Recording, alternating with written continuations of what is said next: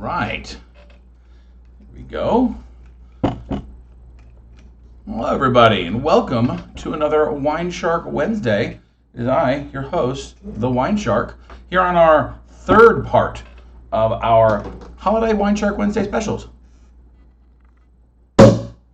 Yeah, that kind of season and that kind of noise you're going to be hearing a lot right now. Well, of course, we're having holiday parties. We're having all kinds of fun stuff. I hope you guys are well into your party season now and having a great time enjoying company of friends, family, and loved ones.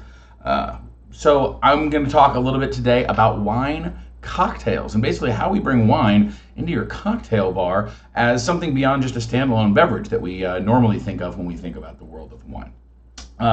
Just wanted to say, again, just kind of an update on what's been going on before I dive into topic. I want to say hello to everybody and thank you to everybody who came out to our winter wine special out at the Reunion Tower. Our last show right now for the near future up there. It was an excellent way to go out. We had some winter wines of our own, some holiday-themed wines, and it was really great, and I really appreciate all the support that you guys have given me throughout 2021 and coming to visit me at shows out in the public. Hopefully, we'll be working on some more venues, different venues, for doing similar shows here in the Dallas-Fort Worth Metroplex. Not just here in Dallas, but perhaps as far away as Fort Worth, Frisco, down Mansfield. We've got some friends that want to have some awesome stuff down there. Hello from Minnesota to Dave and Mary. Hello there. How are you guys doing this evening? So anyway, your support has been just incredible, and I've got to say, you know, it was just a heck of a run up there at the tower. So thank you guys once again. Now, without further ado, we're going to combine things all up today. In fact, we're going to kind of switch up our usual order. We're going to start off with our grocery store grab because the grocery store grab today is going to be part of our cocktail show. You guys just heard me pop that wonderful bubbly bottle. Today's grocery store grab is Mionetto Prosecco. This is DOC Treviso Brut. So this is from Denominazione Origine Controllata, right? That is the DOC part of it, the specific domain of controlled origin in Italy. It's got the official tax stamp on here and everything. So it's genuine Italian Prosecco. About $16 at my local grocery store. With the club discount, it came down to $12. So right in the what I would call the middle range for Prosecco. Prosecco shouldn't get wildly expensive, but you don't want to buy the bottom of the rack cheap stuff either. As we talk about constantly, quality and price. There's that happy point in between, and so far we're hoping that this is going to prove to be in its same kind of category. La Marca, another favorite brand of mine, sits right around this same price point. So what I'm hoping is that this Mionetto is something that is equal to in quality. Now I'm not going to deep dive onto Prosecco and such like that tonight because we got a bunch of stuff we're going to do tonight. First, we're going to try this Prosecco by itself. Then we're going to talk about 3 different kinds of wine cocktails. Cocktails where wine is the primary ingredient and we add fun things. We're going to talk about wine as a substitution for other spirits within cocktails. And then we're going to talk about wine as it's added to a regular spirit-forward cocktail. And the cool part is, all my stuff is sitting right here beside me, and we're going to make these cocktails as we go along. So it should be a wonderfully saucy kind of evening for me. Anyway, right here, this lovely little Prosecco. One of the things we talk about, labels for the grocery store grab. The grocery store grab premise is when we don't have the opportunity to shop at a big box retailer or specialty liquor store, we often shop at the grocery store for our wines, and there's not a lot of expertise of help to be found often at the grocery store. So label focus is where we have to be to make sure the products that we are getting are up to snuff. Now, I really like the basic, very plain but dramatic look of the label of this, which is why it was chosen, and it was within the right price point. Things about this, when we're talking about buying foreign wines, especially wines from Spain and Italy, they tend to show off their bona fides by throwing either their tax stamp on there. Some of them have a little holographic stamp that's on there, but you're going to see that that's a genuine Italian product. That's a good sign as far as labeling is concerned. Here on the back, though, they're not necessarily leading the pack here, but we want to have information where we talk about what's in the bottle, right? What grapes it's made from, where it's from, and some flavor words, common context flavor words that we can use to judge whether we're going to like this wine or whether we know what it is or not. Now, this does tell us the very specific area, as we talked about before. DOC Treviso is where it's from, so that at least gives us some information. Even though you may not know where it is, between that and its tax stamp, you know that it's a genuine product. Second thing on their back label here. So they repeat all that information. They're also proudly declaring that this is vegan. And they have a little QR code. Ooh, I should look at their QR code. They have a scan for more info card. We're going to do that because, well, I am a very big fan of using augmented reality to help us get information about our wine. So let me go ahead and use my little phone here. I'm going to zoom in, but improve focus. There's our code. Where is it going to take me? Let's see here. It opens right up to, oh, it comes up to a video. Okay, it's going to give you a little born in Italy, shared everywhere. Well, I will have to find a link to this, and I'll link it in the description information after the show so that you guys can watch their fancy video. I was hoping for something more practical like a tech sheet, but, you know, oh well. It's more marketing, less practical. Bummer. But here it says, since 1887, Mionetto has inspired Italians to truly taste the good life. With its light, crisp, refreshing flavors of golden apple, honey, and white peach, Mionetto Prosecco helps you celebrate all of life's moments, big or small. Great integration there of flavor words into their marketing fluff. So definitely looking. I mean, we've got where we're from, what we're doing, where we're from. They didn't tell us anything about the grapes. Now Prosecco, the actual grape, used to be has now called Glera, the official grape that is most of these are made from. So they could include that information, but I'm not sure. Because they're nearly synonymous with each other, I don't know of any other grape, any other place that's using Glera as a primary grape. Therefore, it's one of those, I'd like them to say so, but I'm not sure it would help if it did. So, 6 in one hand, half a dozen in the other. Other than that, they at least tell us what to expect. They tell us where it's from. There's a pretty good job of their labeling. Only thing I would ask is that rather than showing me a YouTube video with people living the good life, give me information about the wine instead. You've already got me to pick up the bottle. I'm already attracted. You don't have watching a video isn't going to probably change my mind. But hey, I'm not all consumers, and we all know that. How does this wine perform though? Color said nice, bright, sparkly color. We've got very light, pale sunlight to maybe not even light straw color. We got a little bit of hint of bubbles, right? We got that not quite continuation of fully running mousse. Oh, but man, they're dead on with their apples on the nose. It comes across as a nice kind of honey crisp apple, which for Prosecco I often get more floral first. This is really interesting fruit first, and I really dig it. It's got a nice fresh smell and very appealing for something that, it kind of gives you that gateway of I want to put this in my mouth. A lot of the wine aromas that we experience sometimes can be roadblocks. They're things that don't necessarily make us think of food, or make us think that, oh my gosh, this is something that's going to be refreshing and light. So this is definitely speaking towards that. Let's find out how it clears.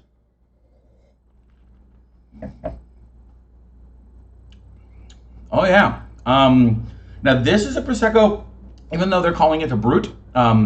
It's got a nice, hit my microphone there. It's got a nice bit of both acidity and a little hint of that fruitiness. That apple continues through that really keeps its lack of sugar. That Brut is an indicator of dryness, of lack of sugar. It really keeps that in balance. I am very, very pleased with this. This is a really nice little Prosecco. I'm going to have to go do some back-to-backs now and do some comparisons, because at this price point, I think this is a very approachable version of the wine. So excellent, well done. Not a ton of extra carbonation. I'd be interested to see how many atmospheres they get their wine to before they bottle it. But yeah, that's fun. That's a definite recommend, guys. Mionetto Prosecco. Would I buy it again? Absolutely. Is it worth the price point? 100%. Is it on style? Yes. And the last thing, of course, is it well made? Yeah, this is not a wine that has no flaws. It is hitting all the right points. So very well done, Mionetto. Now, if we're not just having bubbly champagne and celebrating the end of the year and the beginning of a new one, what else might we do? Well, wine in cocktails, like I said, comes in about 3 forms. The first one we're going to do is we're going to do kind of the standard concept that I think that most people think of when they think of wine cocktails, and that is the Spritz. Your wine, add ice, add more wine. This is also one of the. It's a very the Spritz is generally a very loose interpretation as far as recipes are concerned. There are recipes out there that will give you very specifics, but mostly you add some of this and some of that. Wine to taste, usually some sort of. If it's a still wine, you add some sort of seltzer or spritzer to it to give it bubbles. If it's a bubbly wine, you generally add a fruit juice or something else to it. What we're going to do now, though, is we're going to counteract some of this with Aperol. We're going to make an Aperol Spritz. Aperol is a bitter from Italy, very similar to Campari. It's a potable bitter, a digestif that you have after dinner to help settle your stomach, and is also used a lot in cocktails, but it imparts a complex herbal bitterness to whatever you bring it to the table to. I personally like Aperol more than Campari. If you are familiar with what Campari tastes like, it is a very, very potent bitter. Therefore, Aperol, I would say, is a little bit off the gas. It takes about 20% off the top there, Squirrely Dan, and it's a little bit more balanced in the bitters world. So when I make things like a Boulevardier cocktail, things like that, or we're going to serve several other cocktails. We're going to do the Aperol Spritz. We're going to do the Negroni Sbagliato, and then we're going to do a New York Sour. And this Aperol appears in that Negroni as well. It tones it down a little. So what we're going to do there is we're going to grab our little bit of... oh, man, did I actually leave my OXO in the other room? I think I did. Well, we're going to have to use Flynn's magic bartending skills because, well, guess what? I didn't bring my OXO for precise measurements. But what I'm going to do here is I'm going to use about... Oh, by the way, we got to show off my particular cocktail pourer here for both wine and cocktails. And we're going to add, about an ounce of Aperol to my overall, say, 6 ounces of spritzer, of Prosecco. Now, normally what we do here is a little squeeze of orange juice or orange to garnish is a great addition to this. It helps round it out. I like just the very simple version of this. And also, I didn't have an orange on hand because, well, I forgot that part while I was shopping. So, honesty in both the factors. So what this does with your cocktail, this is a wine-based cocktail with a little something extra added. Whether it be a fruit juice or a sparkling component or a bitter, you're basically still drinking wine, but it's drinking wine with stuff in it. Again, cocktails are all about balance. The reason that this is so much fun is that little hint of bitter and complexity that we add with the Aperol is a wonderful complement to the flavors that the wine is bringing. So if you're doing, say, a red wine spritzer, you've got this bold, kind of robust red wine, let's say a Tempranillo or a young Grenache, something like that. What you're doing is you're using that soda water to help basically dilute that flavor a little bit, give it some texture with some bubbles, and then you're adding some fresh fruit to counteract and counterbalance tannins. You're basically playing a forced chemistry balance game. And cocktails are all about that kind of marriage. And what's so wonderful about the cocktail world is that there's so many beautiful variations on how we achieve that balance, or we even highlight certain areas to underline the particular spirit or wine or even beer cocktails out there. So first things first, if you're just bored with this, one of the things I think we also talked about last, it's another very simple example of a Wine Plus that we did last year. If you're not a big fan of the drier side of bubblies, whether it's Champagne, Prosecco, Cava, or Sekt, you could always add something sweet to it. This is where a little thing like crème de cassis, for instance, which is black currant syrup, or any crème de mûre, which is blackberry. Any of these sweeter fruit cordials in a small quantity to a large, basically in a 1 to 6 parts, 1 to 5 parts with wine, is a great addition for sweetening up and satisfying your sweet tooth when it comes to wine-based cocktails. Okay, so that there is our Aperol Spritz. That's wine mostly, a little bit. In the middle, we have the substitution game, okay? And in the substitution game here, we're going to play a little game with the Negroni Sobrato, all right? Sbagliato is basically Sbagliato. Sorry, I gotta remember how to pronounce it. Sbagliato is a substitution. We're gonna take the gin out of a Negroni and replace it with sparkling wine. Prosecco, being Italian, is the perfect choice. So this is a ratio cocktail of 1 part to 1 part to 1 part. What we do is we're gonna take some ice in here, place another glass. We're going to, so we've got our lowball glass tumbler, a couple fresh cubes of ice. And again, this is where if I had my OXO, I'd be doing my job a little bit better. We're going to use a little Italian sweet vermouth, okay? A little red vermouth, 1 ounce. About like that. Okay? We're going to do our in this case, we're using Aperol instead of Campari, but we'll take our Campari, same ratio, 1 part to 1 part. And then last, we top it off with a little bit of Prosecco at 1 more ounce. One of the things I teach people all the time when you're learning about cocktails is ratios are so very valuable, I would say even more so than measurements. Rather than telling you you should use 1 ounce, 1 ounce, 1 ounce like I just did, it's also 1 to 1 to 1. If you had to make 6 of these at a time, it's very easy to remember to do the ratios and not have to do the math, especially when you're talking about things like, oh, you're using 3/4 of an ounce, right? Because if you remember your ratios within the cocktail, you can remember that this one, for instance, has a 2 part to 1 part ratio. This one is a 3-2-2, or this one's a 3-2-1. And by getting that memorized, you'll find that it's very easy to scale cocktails, especially for events like entertaining and holiday parties and cocktail parties. So this is an example of that perfectly 1-1-1 balance. We're going to do a simple stir here with my cocktail spoon. Just got to get it just a little bit cold. But remember, don't stir too much when it comes to things that are bubbly. All you do is lose your bubbles. But this has got texture. This has got bitter. It's got that little hint of sweet. And now that we added sweet vermouth, basically, now if you look at our kind of transition from our Aperol Spritz, this is only 1 level added on to that. The ratio of wine to bitter is much, much lower, but we've also added a sweet component and the sweet vermouth. This Tribunal sweet vermouth is one of my house favorites because it is on the sweeter side of the vermouth scale. Vermouth is another one of those very interesting choices. I honestly keep about 2 or 3 types of vermouth on hand at any time. You can use them for different cocktail purposes because they have different layers of intensity and complexity. This is my just day use, inexpensive, but favors on the sweet side version. So we'll give this a try.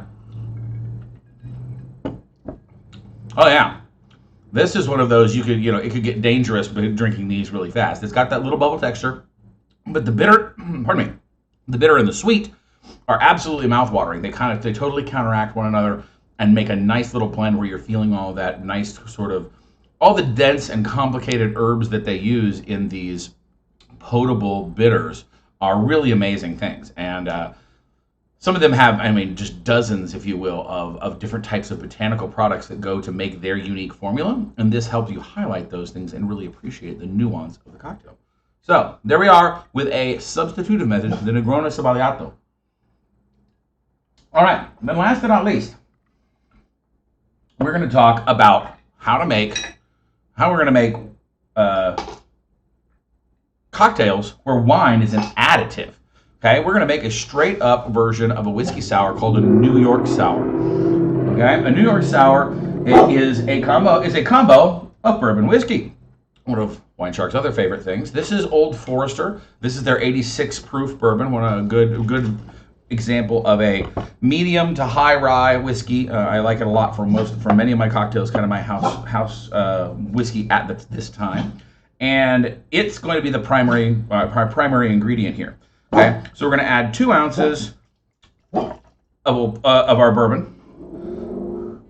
Now I've pre-prepped this, but this basically comes with a sour is basically is short for sweet and sour. It's lemon, and in this case, maple syrup. You can use regular simple syrup, but for holiday purposes, maple brings a nice, natural, earthy flavor to it that I find is very attractive and pairs beautifully with the lemon. So I've pre-mixed my lemon, which is 1 ounce. I basically used a 1 part lemon to 3/4 parts of maple syrup. Okay, so I've pre-mixed that as my syrup for this cocktail. Just simply add it to our ice and our bourbon in our shaker. So we've got that. Now, when we're doing cloudy liquors, because clear drinks where it's all liquor, we stir. Now that we've got lemon juice in here, it's going to be cloudy anyway, so we're going to use our shaker, and we're going to shake the holy hell out of this.